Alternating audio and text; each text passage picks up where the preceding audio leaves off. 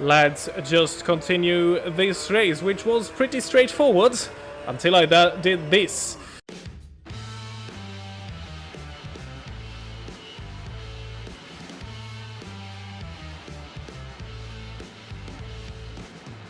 Welcome to round 6 of our FIA GT Championship in Automobilista 2. For the first time we leave Europe to race on a different continent, as tonight we travel to Japan for the 1000 kilometers of Suzuka. Also for the first and in fact only time this season, the race length is defined by distance and not by time. So far we always used quarter of the race length, and today will be no different, so we're about to see 42 laps equaling around 250 kilometers of racing. In real life, this race was won by the number 10 Mercedes, to which Schneider again changed mid-race when his number 11 hit trouble to get another controversial 10 points for the race win, and with the number 8 McLaren of Lehto and Soper only finishing 4th, this was a true turning point in the championship.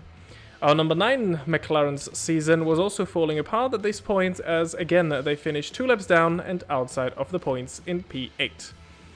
Now, after winning all but one race this year, you would expect the goal for this race to be another race win, but I want to be realistic here. Lately, me and Suzuka haven't been the best of friends. In both seasons of Dream F1 I did not finish once due to a crash in the rain, once by a mechanical fault.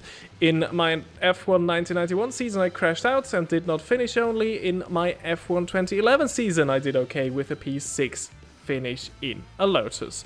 So with that pole record in mind, let's go a bit more modest and aim for a podium, which should still be a good result for the championship. And looking at the starting grid, the goal seems all the more reasonable, as the number 9 did not have the best of qualifying sessions for this race either, as we only go into this race from 11th on the grid. So lots to do as you see the rest of the grid. Let's go racing at Suzuka. Well, and we are about to start this 42 lap race as we approach the starting lights,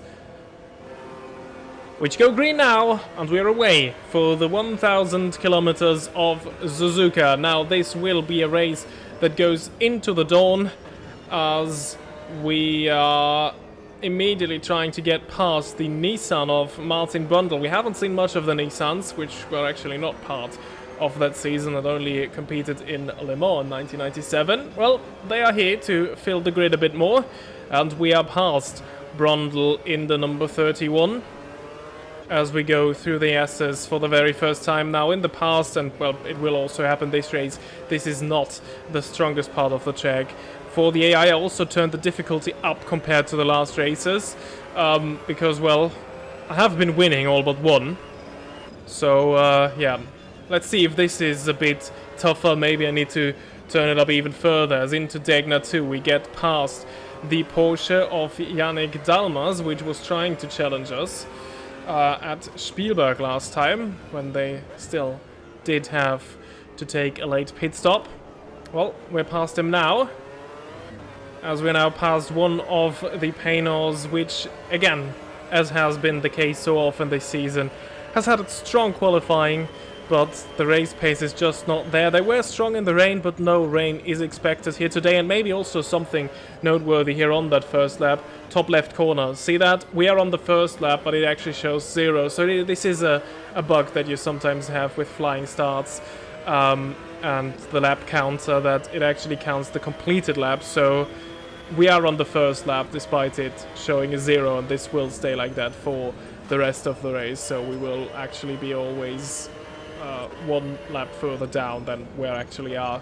That was very complicated, as completely the opposite was that overtake there on the Paynors into the Casio triangle. We're past and already up to P8, but the poor exit out of that corner means that there is now a bit of a gap between the next McLaren, which is the privateer Parabolica McLaren, driven by Chris Goodwin, which is now in a battle of the Lark McLaren, privately Japanese entry, that was only competing in this race. In the actual season, well, here they are doing the full season, which is actually driven by Keiichi Tsuchiya, Interesting story about him. He was once an illegal street racer before he became a properly professional racer in Japan. Well, he has just been overtaken by Chris Goodwin in the Parabolica McLaren, and this has allowed us to get a bit closer as we're approaching the end of lap 2. Tsuchiya has a little look down the inside of Goodwin, and that has allowed us even closer. Now, first down the hill, then up the bridge we go. It's the famous figure of 8 that is Suzuka. And we are on the outside of the Lark McLaren going into the left-hander that is 130R. And we managed to get through. Tsuchiya backs out of that move. And we gain another spot, and we're just one position away from the points. And I could already see Thierry Boutsen, our main championship rival, just ahead. As again, we skip a bit further in time. Now this is towards the end of lap 8. I have a little look into Spoon, but this is not really where you should overtake. Again, I try to get a good exit. Well, I'm too close, too early actually, to the back of that Parabolica McLaren by Goodwin. And again, we try the same thing that we did with Tsuchiya. We are on the outside approaching 130R, and this time even ahead of that corner. We are past. But I missed the apex, run wide, and Goodwin slips through again. Having a look into the chicane, well, I think better of it, because there is another good overtaking opportunity coming up. Well, there would have been if I actually managed to get on the throttle properly, which I didn't. Almost lost the car there. Had to make a bit of a correction, as we're now following Goodwin.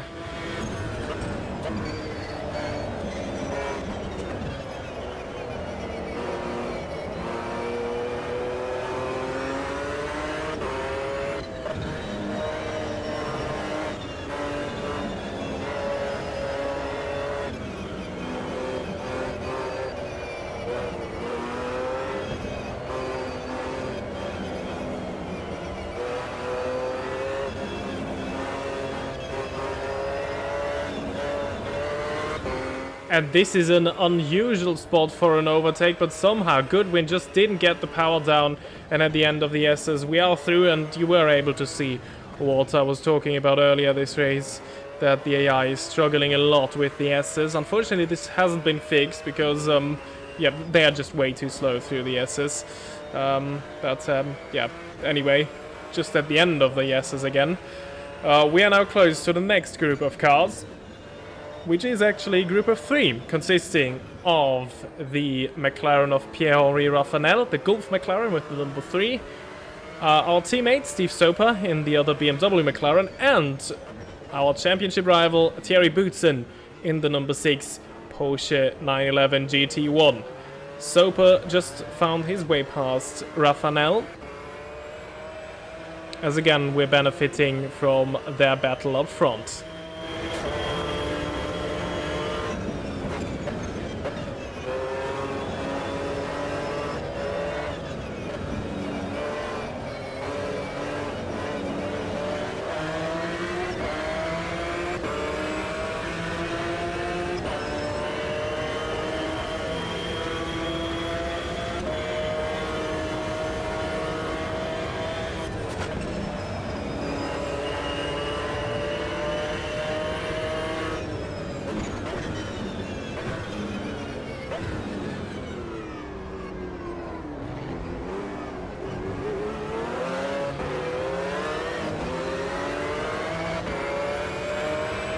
Well, and Boutsen was making his car very wide on the approach to 130, and he actually managed to stay ahead, but this time on the start-finish straight is where I get the better on, and we've seen that throughout this season quite often.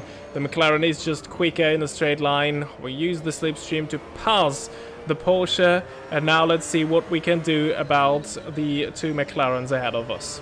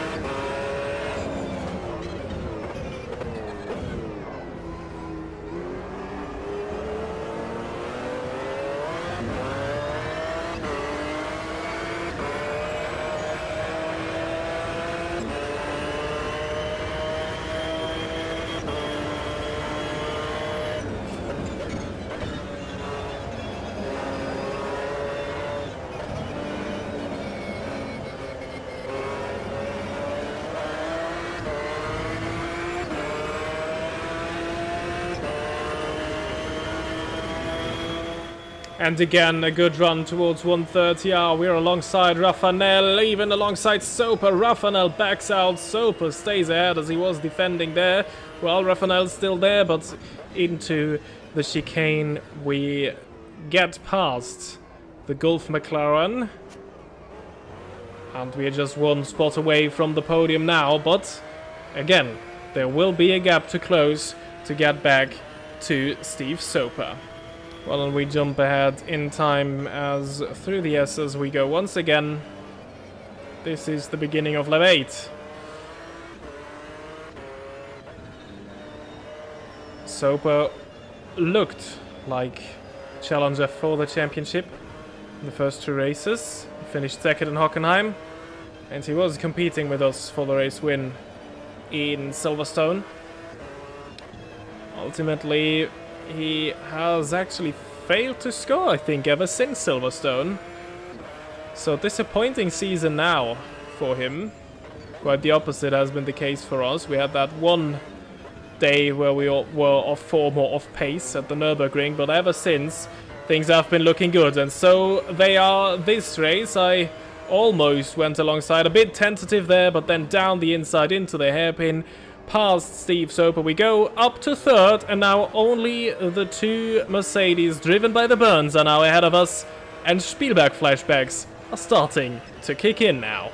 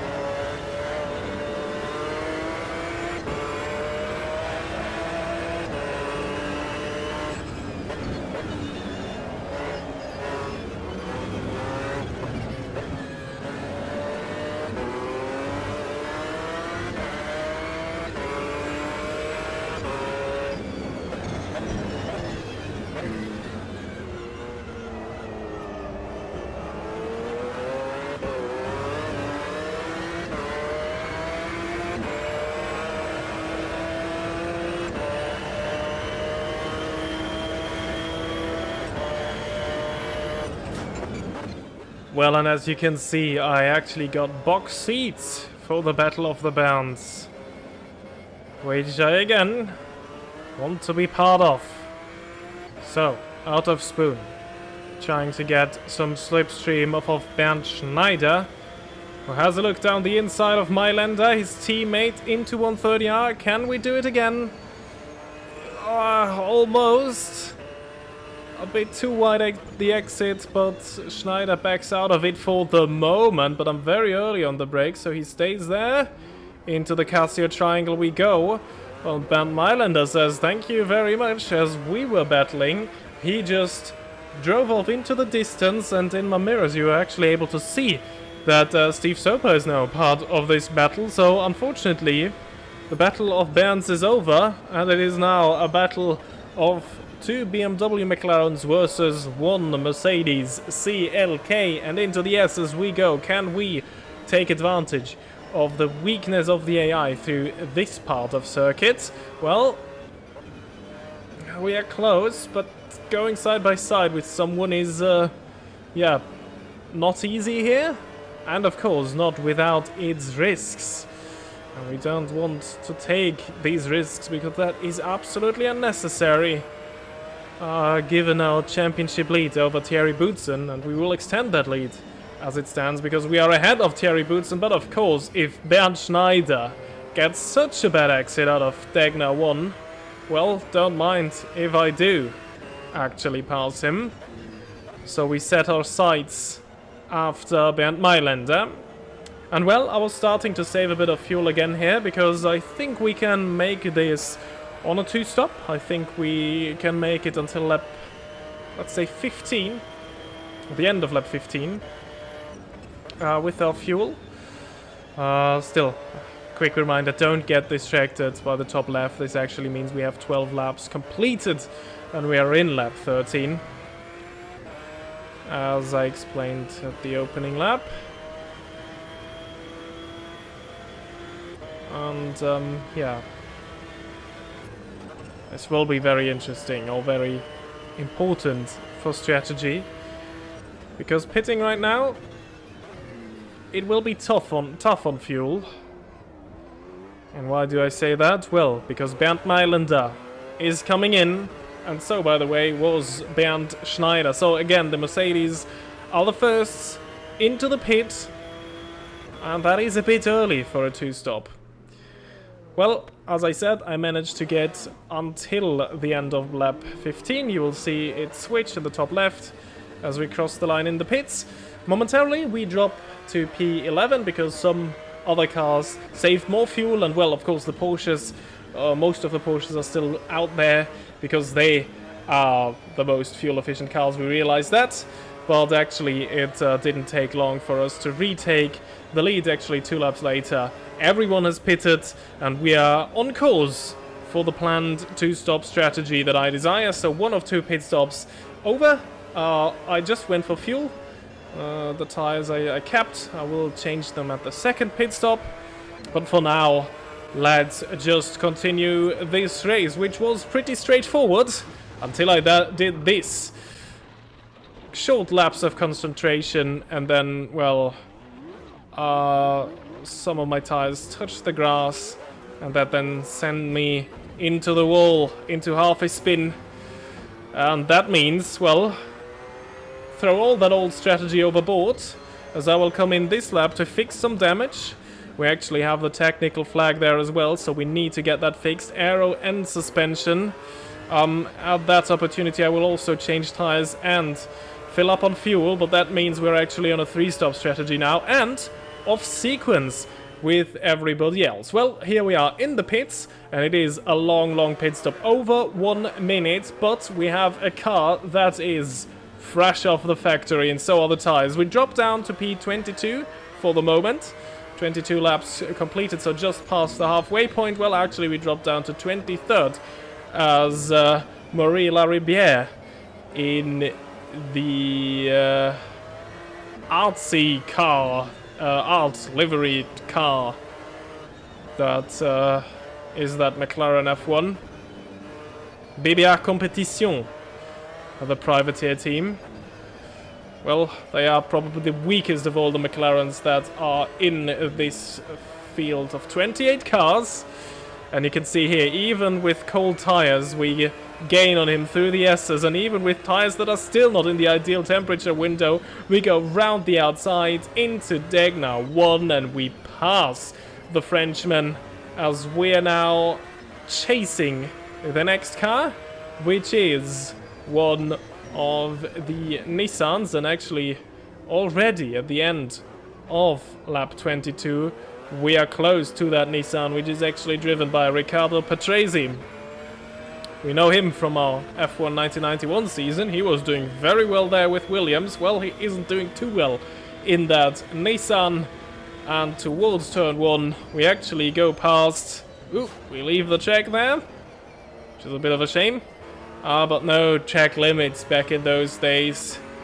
Just hard racing, and if you go off the track and manage to keep the position, well, too bad. It's the same for everyone, so I don't give that position back. We would have gotten it anyways. And then there is a big group of cars, I think 4 cars, that is. So we will be in quite the big battle in a couple of seconds. Well, we can push flat out now. No fuel saving, no tire saving. We have fresh tires, so our pace is really good, and we are quicker than those guys anyway. We were in the lead of this race, so of course we will get them. Well, that is only if I do not overdo it, which I certainly did.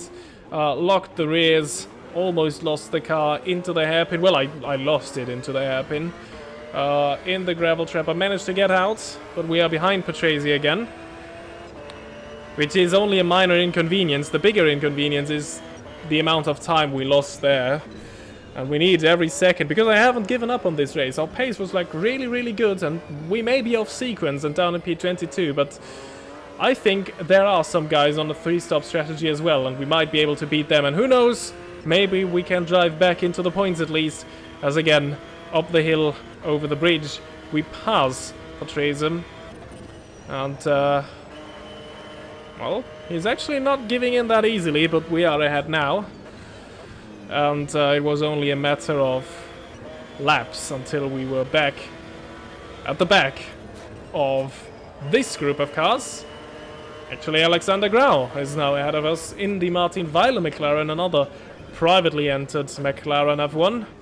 Ooh, unusual, round the outside at the Casio Triangle. It does work though. Next car is the Nissan of Martin Brundle. He started just ahead of us. And our races, for the most part, have been going quite the opposite, as we actually have to defend from Grau going into turn 1.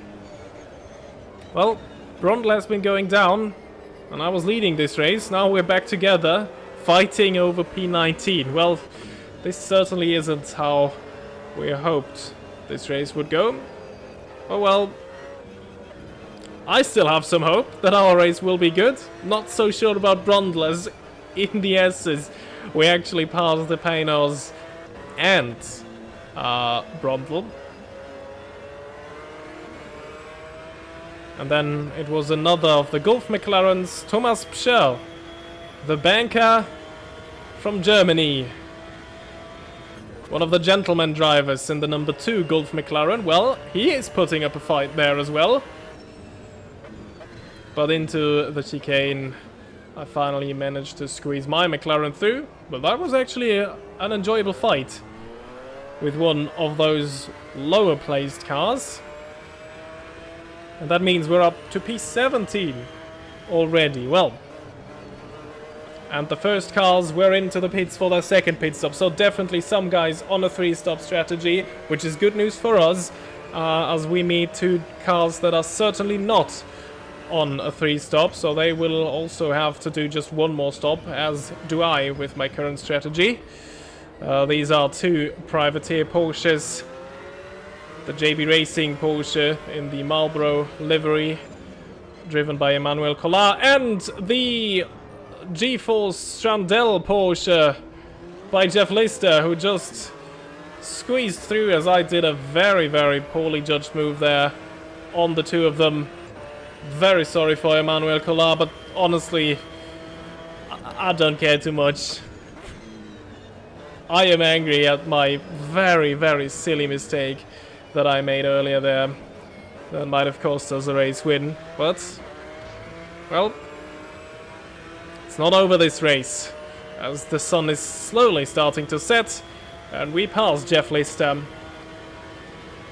which means we're already up to P18, and let's see what is still possible in this race, because I think points might very well be on the cards, as our pace is really strong at that time.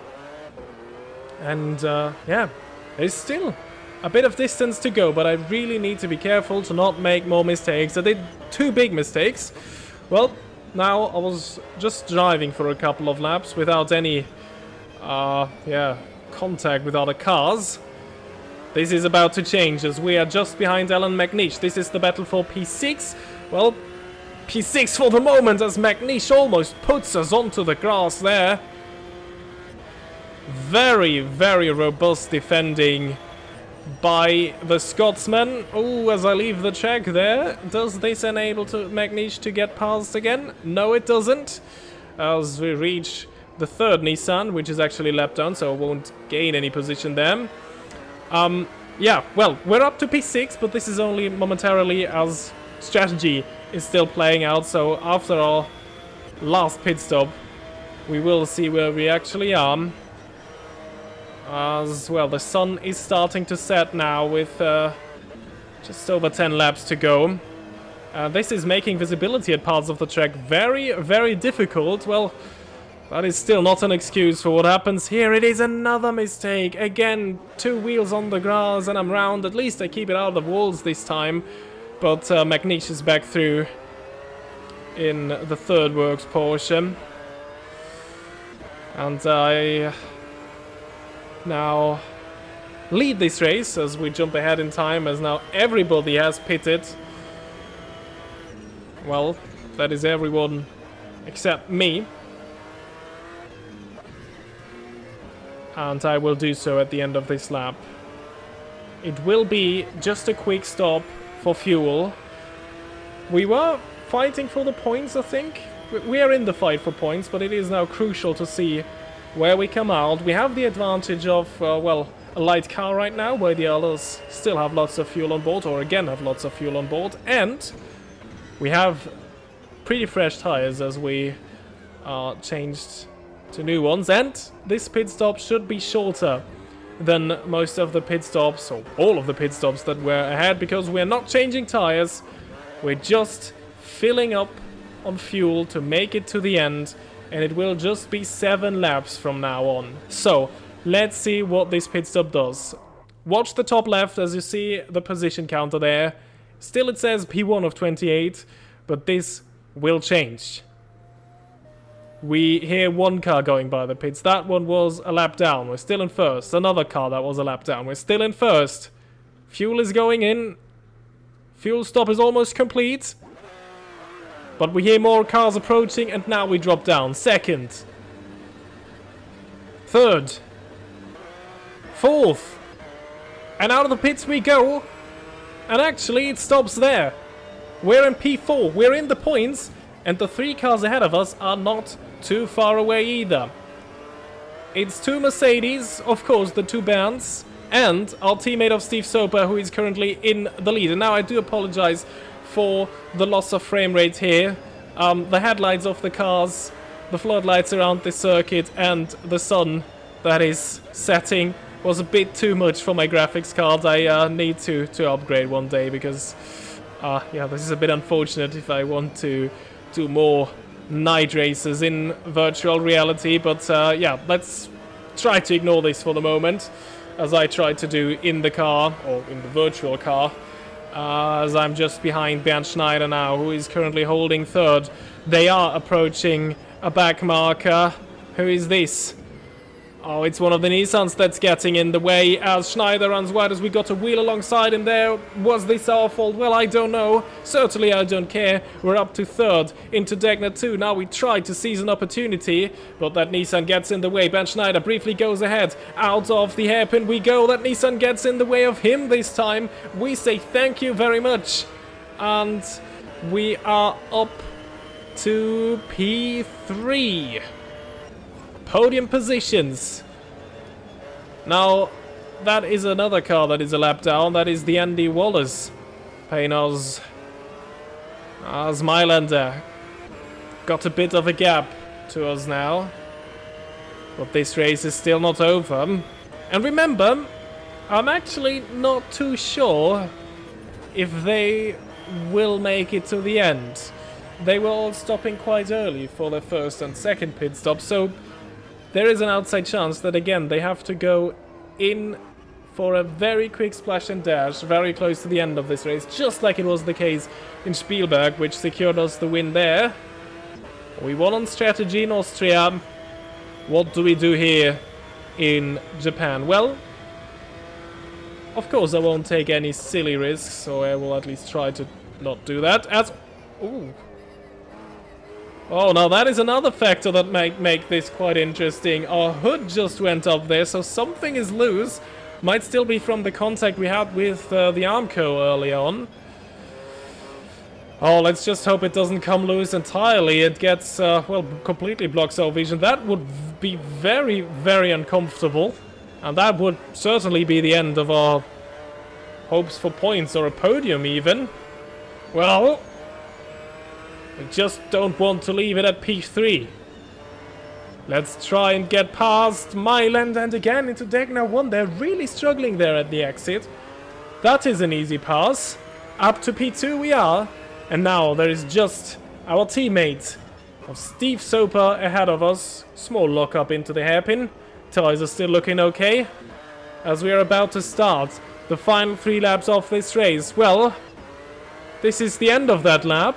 And Steve Soper is in. We're leading this race again. And somehow, from spinning and putting our car in the wall, with just 3 laps to go, we are in the lead again. And now all we have to do is to keep it pointing in the right direction, keep it on track, and we might get the 5th win of our season. Well, spoiler alert, this is me on the final lap, towards 130 out for the final time. And I will actually come home to win this race. 5 out of 6 races. Who can stop us? So far, the answer is no one. Thierry Boutsen briefly managed to snatch a win while we weren't scoring at the Nürburgring. But since Spielberg, we have been back in full force, and even with that chaotic race today, we managed to win. Well, of course, let's also look at the point scorers of this race. Well, we do win. Thierry Boutsen again gets a P2 thanks to strategy. He also managed to do this on a 2-stop, as did Chris Goodwin. Very good result for the privately entered McLaren F1 GTR by the Parabolica Racing team. Steve Soper, best of the 2-stoppers, 22 seconds down. Yannick Dalmas, another one of the 1-stoppers, only managed 5th, and Bernd Mailänder snatches the final point in 6th. So, and what does that mean for the championship standings? Well, of course, we extend our lead, as we are now 20 points out of Thierry Boutsen, which means there is a chance that the next race will already be the championship decider, and the gap to Steve Soper is even bigger. So yeah, he is almost out of the running already. Technically he isn't. Pedro Lamy actually is the first one that is out of the running, so quite the impressive season we've put together so far. In the team's championship, Team BMW Motorsport still in the lead out of the Porsche Works team, and then there is a sizable gap to AMG Mercedes, which at least is now in the top 3 of the championship. So all Works teams in the top 3 before we see all of the privateers. And yeah, 9 teams have scored so far. Kramer Racing in P10, the first team that hasn't. And that has been it for round 6 of our FIA GT Championship 1997 in Automobilista 2. The next race will take place at Donington Park. Subscribe to not miss that. Leave a like if you did enjoy this video, and I hope to see you all the next time. Until then, goodbye.